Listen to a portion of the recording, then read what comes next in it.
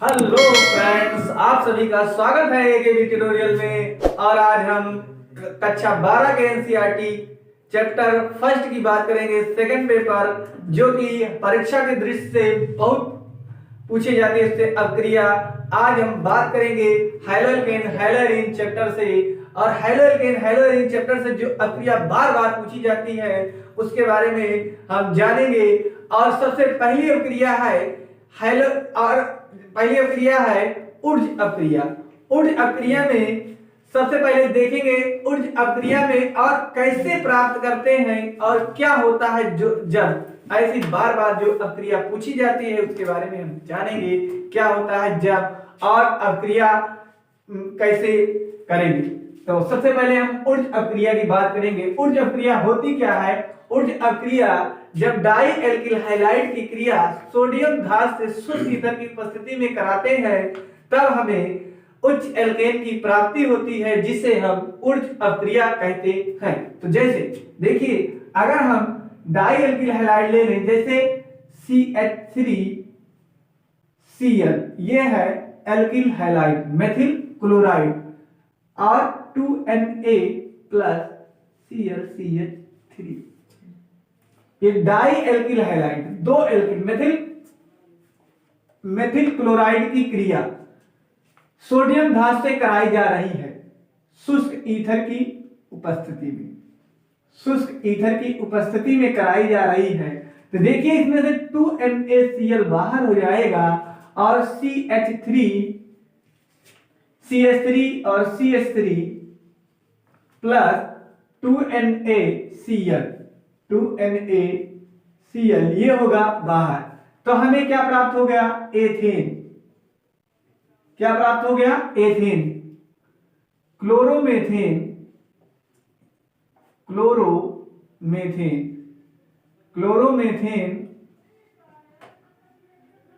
की क्रिया सोडियम धात से कराई गई क्लोरोमेथेन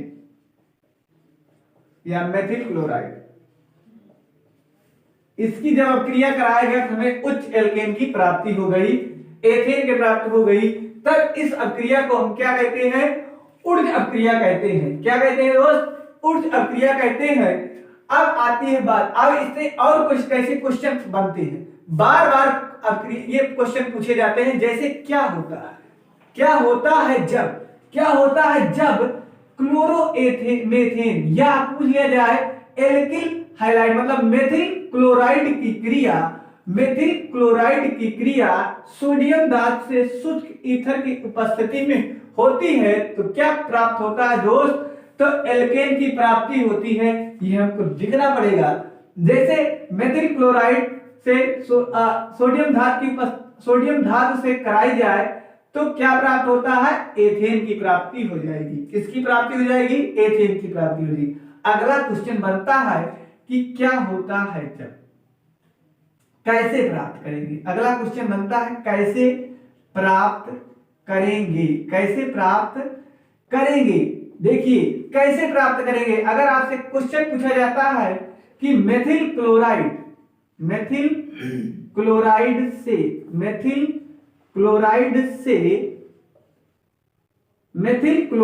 से एथेन प्राप्त करना है।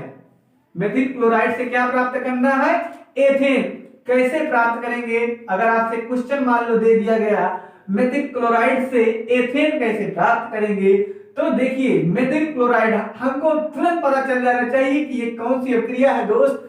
तो ये ऊर्ज अपक्रिया है। तो मेथिल क्लोराइड हम क्या करेंगे? मेथिल क्लोराइड दो बार लिखेंगे, सेम वैसे ही जैसे कि ऊपर आपको दिखाई दे रहा है। ऊपर जैसे आपको दिखाई दे रहा है कि मेथिल क्लोराइड आप क्या करेंगे? दो बार लिखेंगे और सोडियम धात से इसकी अपक्रिया करा देंगे, तब हमें एथेन की प्राप्ति हो जाएगी। तो आपको समझ में आया। देखिए, दूसरा क्वेश्चन कैसे बनता है। दूसरा क्वेश्चन मान लीजिए, अगर आपसे कह दिया जाए कि बताइए एथिल ब्रोमाइड की क्रिया एथिल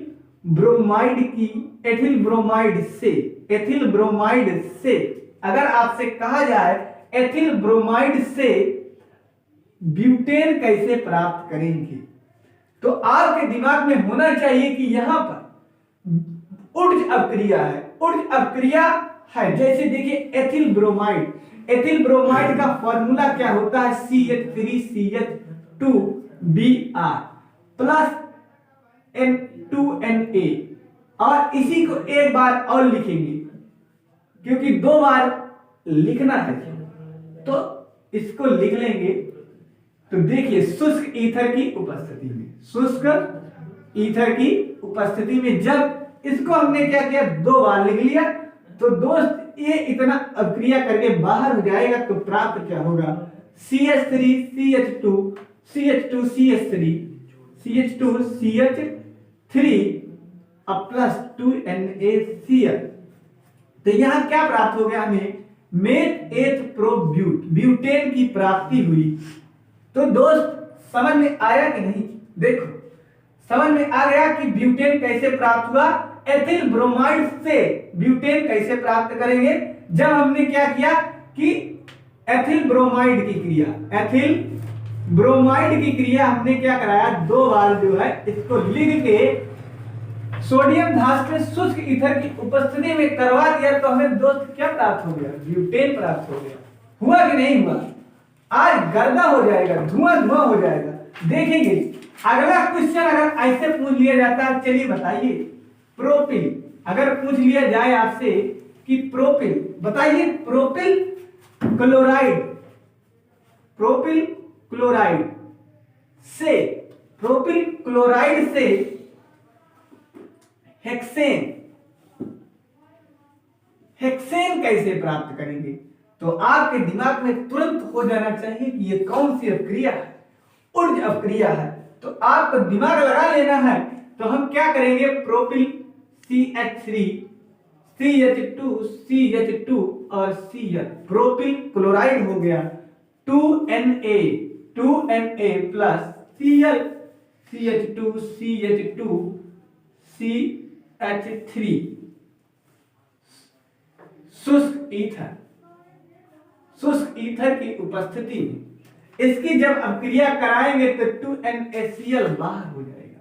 तो 2NaCl बाहर हो जाएगा तो देखिए CH3 CH2 CH2 और CH2 CH2 CH3 CH2 CH2 CH3 plus 2NaCl बाहर हो गया।